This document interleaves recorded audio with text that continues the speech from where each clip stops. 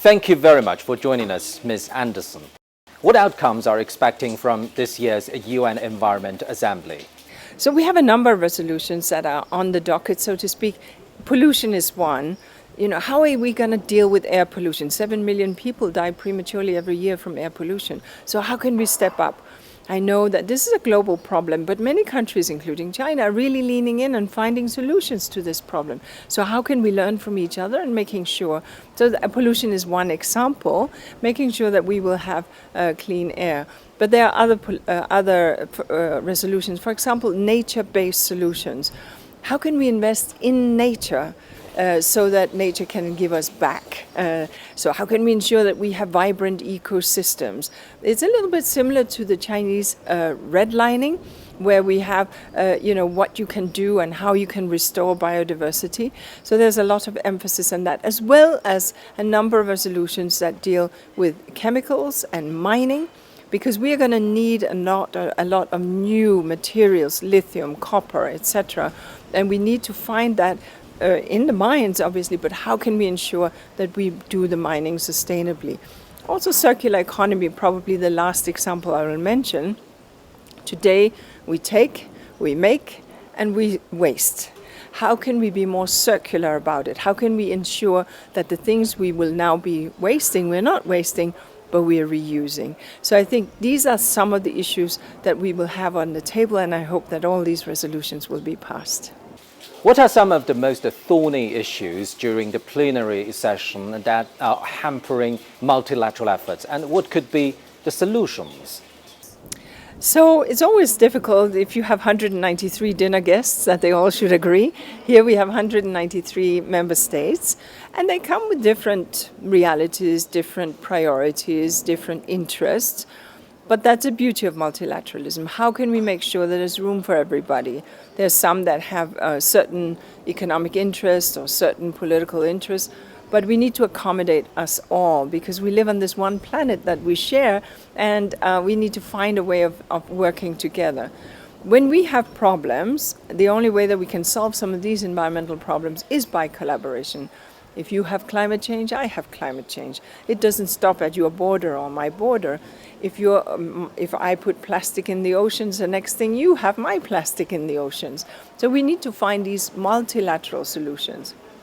Yes, I recognize that there are political differences in the world of today, and yes, that can bring complexity, but that does not belong inside the United Nations Environment Assembly. In this assembly, we're dealing with the science, we're dealing with the evidence, and we're dealing with the policies that the world needs to implement so that we can have a sustainable planet.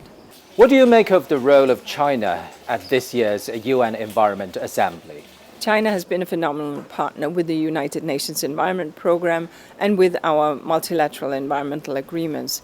China hosted the Convention for Migratory Species. China has hosted the Desertification Convention in 2017. And China was the president and held the presidency for a very big biodiversity convention, COP15, that landed a whole new agreement we refer to as the Kunming Montreal Global Biodiversity Framework. So China has been stepping up, China on the biodiversity side. But I also have to say that on climate it's very interesting. China is and has made commitment to reach net zero by 2060 and is currently the country that has the highest production and the highest installed capacity of renewable energy. And it is remarkable the speed with which that installation is taking place. So China is showing up in climate and in biodiversity. And we also are counting on China to show a very progressive role in the plastic negotiations that are underway. We are wishing to, and under instructions to, finish the plastic negotiations by the end of 2024, and so that we can get an ambitious treaty text agreed, and we very much hope that China will continue to show the environmental flag at home and at the global level. What are some of the most impressive projects you've had with China? Oh, there are so many, but where do I even start? I've had the privilege of visiting Hainan. Very interesting, very unique ecosystem. I'm also aware of the extraordinary work that China is doing in restoration in the northern part of China with amazing ecosystem restoration. I'm aware of what China is doing on anti-desertification, sand and dust storms, which is very interesting. But I will say that where we see China really leading is on renewable energy. The installed capacity, I'm trying to remember, but I think it's like 1,200 megawatts. Extraordinary in terms of installed capacity of renewable.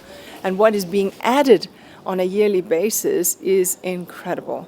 So I think that on all of these issues, we're seeing leadership. Where all countries that are rapid and that have large industry are challenged, and so is China, is on the pollution dimension. Pollution, solid waste management, recycling, air pollution, and oceans and rivers.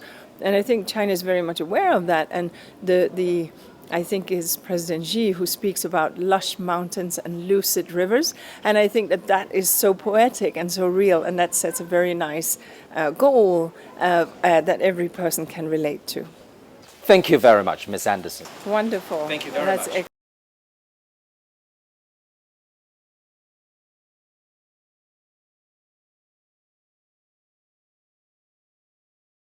Excellent. Thank you.